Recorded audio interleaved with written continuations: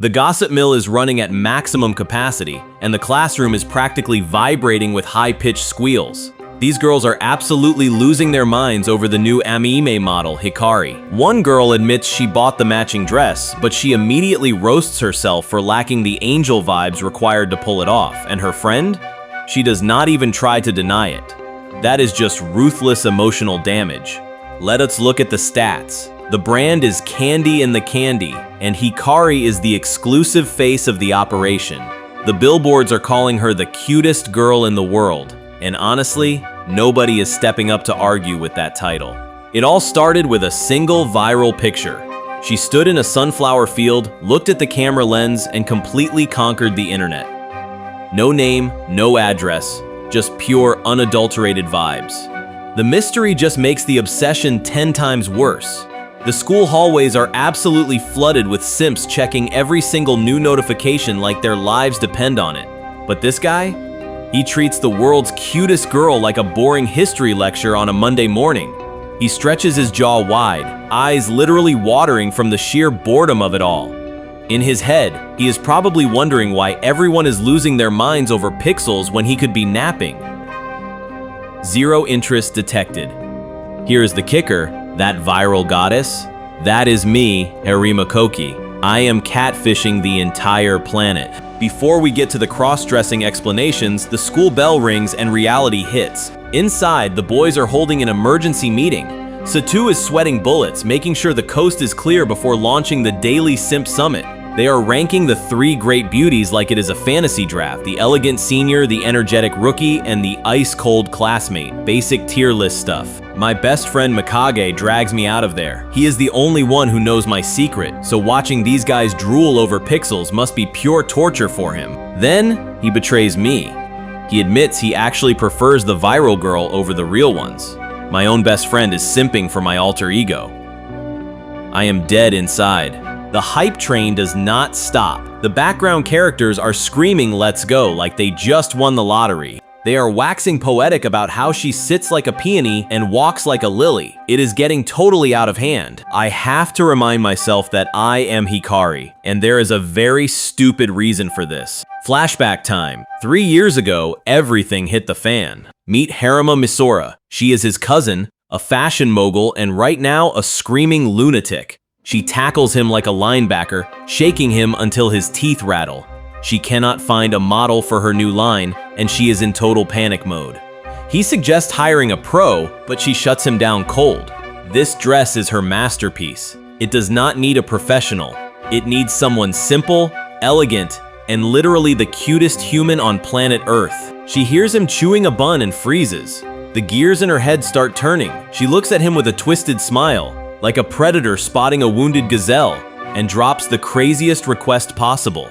Wear the dress. She gaslights him with nostalgia, reminding him how he used to be her personal doll. She dissects his face, claiming his soft features make him better material than actual girls. Bro is getting roasted and complimented at the exact same time. She launches a desperate beg attack. He tries to process the absurdity, thinking, is this really my life? But he is weak to the pressure. He sighs, realizing resistance is futile, and accepts his tragic fate. Misora wastes zero time. She screams into her phone, summoning a beauty hit squad that arrives before she even hangs up. That is absolute efficiency. The team swarms him like piranhas. They contour, highlight, and style with military precision. Misora watches the transformation, ready to unveil her creation. He opens his eyes and stares at the mirror. The reflection is devastating. Even Misora is stunned by the sheer power of his cuteness. It is weaponized adoration. He instantly gets a big head, realizing he is a total baddie. But Misora snaps back to business mode. They cannot half-ass this. They need to dazzle the entire world. Behind the scenes, the production crew is running around like headless chickens. The studio got canceled and the vibe is absolute apocalyptic panic. Back at school, Koki is completely zoned out. He ignores his friends, focusing entirely on narrating his own legend as the miraculous super beauty inside his head. Mikage has to literally jump scare him back to Earth. Koki gets defensive, but let's be real, he was enjoying the smell of his own hype way too much. Mikage gets real and calls out Koki's weird obsession. Koki tries to argue, claiming he is just stating facts.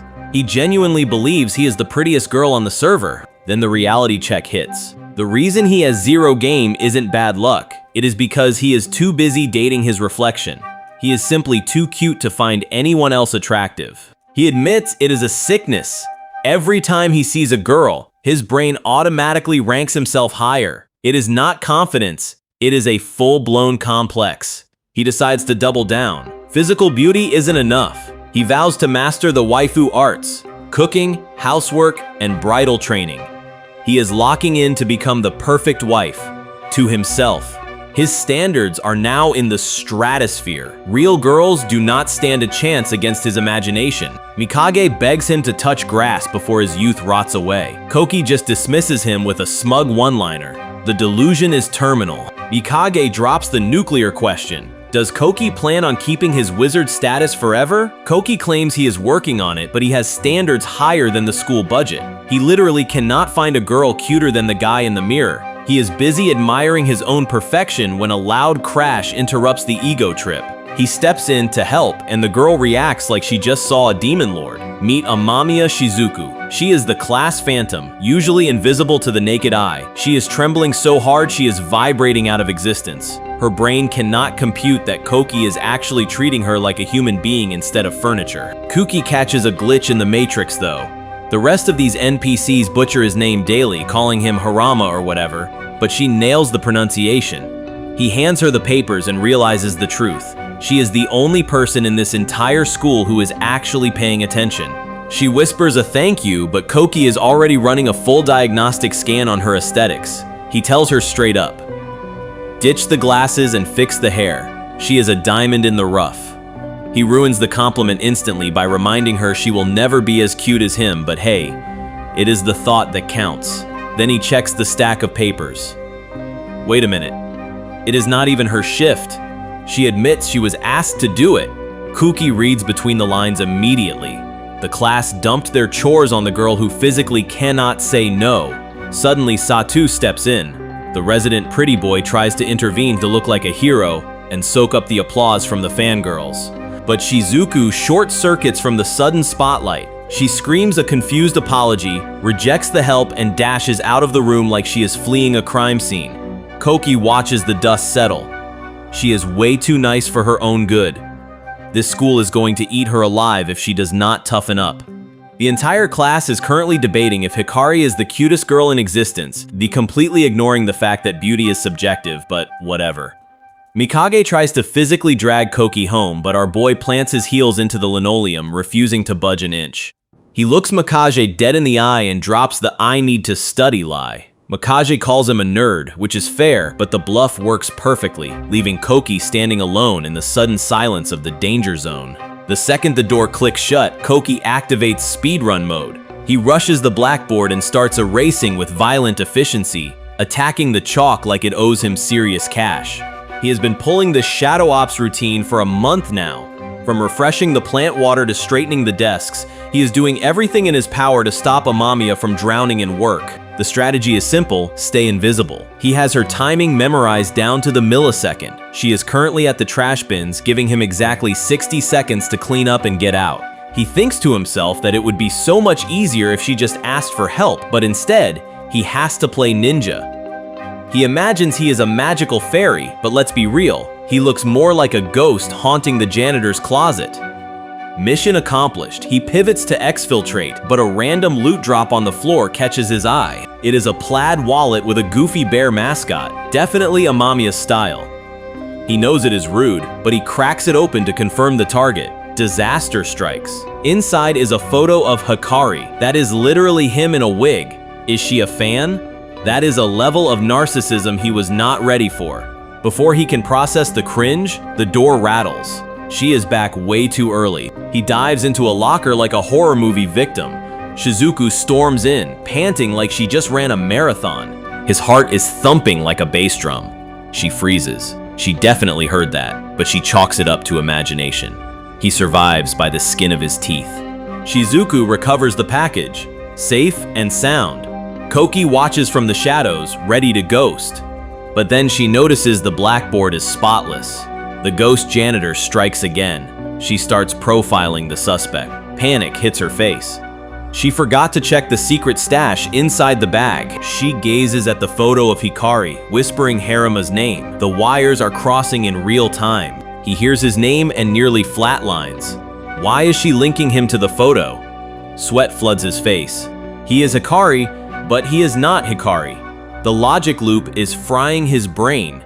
He is terrified she has cracked the code. Then she turns around and hits the room with a high beam smile. Critical hit. He cannot look away. It is absolutely blinding. His heart is doing backflips. He tries to analyze the data, but his system is crashing. No words can describe that level of cute. She hypes herself up, screams a battle cry, and sprints back to work, leaving him in the dust. He collapses in the hallway. The verdict is in. She is dangerous. He finally found someone cuter than his own reflection. That is a historic moment for his ego. Meet Kokoro, the self-proclaimed makeup veteran. She claims she's 40, but let's be honest, she looks like she skipped recess to be here. Koki tries to respect the seniority, but his brain is screaming 4th grader. He pivots to the real crisis. He admits he's actually interested in a girl at school. Kokoro's brain short-circuits instantly. Total system crash. She immediately chooses violence. She can't believe this narcissistic crossdresser is capable of loving anyone other than a mirror. Koki just takes the roast, mostly because he knows she's right, but he's down bad, like literally shaking. Ever since that day, Amamiya's smile has been living rent-free in his head. Asleep or awake, he can't escape the brain rot. He claims she's magazine cover material. Kokoro smells the fresh tea brewing. She leans in and demands the full dossier immediately. So, the girl is god-tier cute. Kokoro feigns surprise, but inside, she's already dissecting the power dynamics like a surgeon. She asks him to name this mysterious feeling. He's clueless.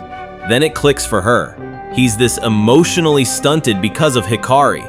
That name carries some heavy baggage. She decides to gatekeep the answer. She flashes a thumbs up, tells him to enjoy his youth, and refuses to elaborate. Absolute menace behavior. Kokoro decides to drop a tactical nuke on the conversation, suggesting his crush would make the perfect girlfriend for Hikari. Koki instantly starts sweating bullets, begging her to zip it before Masora finds out and deletes him from existence. But she just squeals, loving how naughty their little secret sounds. Then the handler yells showtime. Koki does not hesitate. He flips the idle switch and hits the set with a smile that could blind a pilot. He works the camera like a seasoned veteran. Twirls, winks, floral backdrops. He is giving them 110% energy. The staff is absolutely eating it up, calling him the world's #1 beauty. They finally call cut and the persona evaporates. He slumps on a bench. You have to respect the hustle. These pros know he is a dude, but they treat him like a goddess the second the clock starts. The director tells him to go touch grass while they reset. He jams a cap over his head to stay incognito and strolls into the park to clear his mind. Kuki's tactical objective was simple: touch grass and maintain 0 visibility. But the park has other plans. He spots a wild dorayaki truck, and the line is looking like a raid boss health bar. Suddenly, his threat detection spikes. He freezes, squinting through his disguise. He analyzes the silhouette down to the pixel. That shape is way too familiar. Target identified. It is Amamiya, but she is not solo. She is walking with someone else, and Koki's brain instantly starts spiraling into confusion. He initiates an emergency drip check, and oh boy, it is a disaster. Her bangs are in a state of anarchy, barely contained behind those thick frames. Then he scans the torso. She is rocking a sweater with a print of some cursed pig-deer-hamster hybrid that is staring directly into his soul. The skirt is the color of regret, and that patchwork bag looks like it went 12 rounds with a sewing machine and lost. It is an absolute fashion crime scene. He runs the numbers. Her style score is -10 out of 10. It is impossibly lame. But here is the kicker. He is still down bad. He hates the fit, but he absolutely adores the girl wearing it. The Gatmo is bypassing his defenses and dealing true damage. She is literally vibrating with excitement over a snack, checking her wallet with the intensity of a high-stakes poker player. It is painfully wholesome. Then she plays the Saint card. She steps aside, letting a mother and child cut in line without even hesitating. Loot secured. She stands there, breathing out a visible cloud of happiness into the freezing air. Kuki is fighting for his life right now. The cuteness is a critical hit, and his sanity bar is dropping to 0. He attempts a tactical retreat to save his career, but the universe says absolutely not.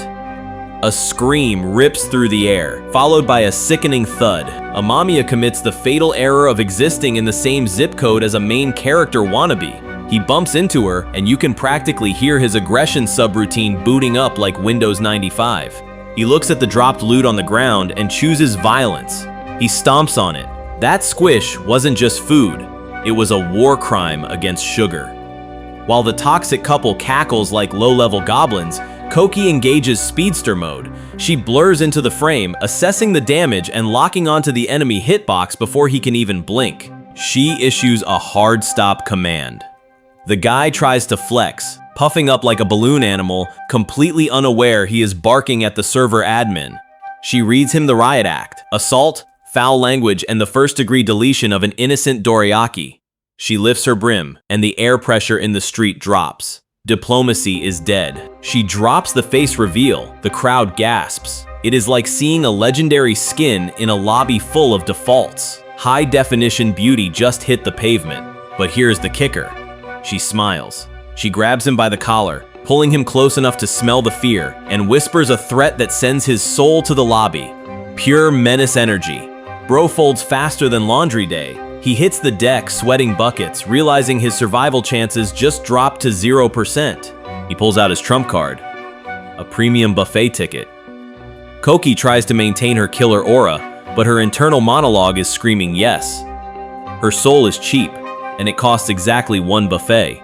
Suddenly, player 3 enters the chat. The girlfriend isn't backing him up, she is airing out the laundry. She starts listing his cheating history like she is reading a patch note log. He panics. He starts stuttering and mixes up the names of his side pieces. Rookie mistake. He just self-deleted his relationship in 4K, and the internet is going to love this. Kuki attempts a tactical retreat, but the crowd is glazing her way too hard. They treat her like she just saved the entire server from a wipe. Inside her head, she is screaming, "Let me leave, I am not the main character." Then, someone drops the nuke. They notice she looks exactly like the idol Hikari. Koki starts sweating bullets. She pulls her cap down low, blocking line of sight like a celebrity caught without makeup. She thinks, if they dox me, it is game over. She thinks she beat the allegations, but Kokoro is sprinting after her like a debt collector. The girl is screaming the name Amamiya, trying to blow Koki's cover in 4K. Koki grits her teeth, thinking, why is this NPC so persistent?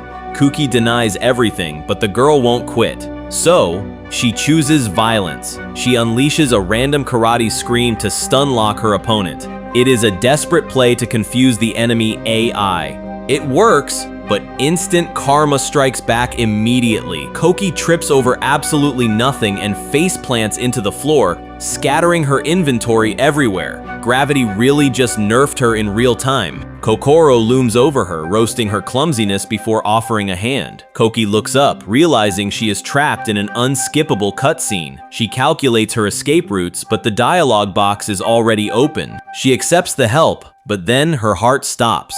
She just apologized using her real, deep man voice. The disguise is compromised. Her internal alarm starts blaring. Mission failed. Abort. Panic mode engaged. She scrambles up, drops a fake rich girl laugh as a verbal smoke bomb, and sprints away at Mach 10. She does not look back, praying the cringe does not send her to the lobby first. The sun rises on a brand new day, but the air in the classroom feels heavy enough to crush a soda can. You could cut the tension with a dull spoon. Kuki is physically present, but his soul has left the chat. He is running on 0 sleep and the haunting memory of yesterday's disaster. Inside his head, he is desperately ranking anime girls just to keep his brain from short-circuiting. He tries to lay low, but the hairs on the back of his neck stand up like they are saluting. He is being watched. Amamiya is locking onto him with a stare intense enough to melt steel beams. She is not even blinking. That is not a look of affection, that is a predator sizing up a snack. Kuki's brain goes into full panic mode. He calculates the odds. She knows. She definitely connected the dots to his secret identity as Hikari. It is game over, man. Saved by the bell. The teacher dismisses the class right before the interrogation can begin, sparing Kuki from a fate worse than detention. Mikeiji immediately tries to recruit him for a doom mission to eat the cafeteria's new cursed sludge bun. Koki calculates the survival rate of ingesting that poison and decides he would rather keep his stomach lining intact. But suddenly, a voice cuts through the noise like a knife. He spins around, ready to see who wants the smoke. It is Kokoro. She is trembling so hard she is about to vibrate right through the floorboards. You can practically hear her knees knocking together like a cartoon skeleton. She summons every ounce of courage in her body to drop the bomb. She wants to talk to him. Alone.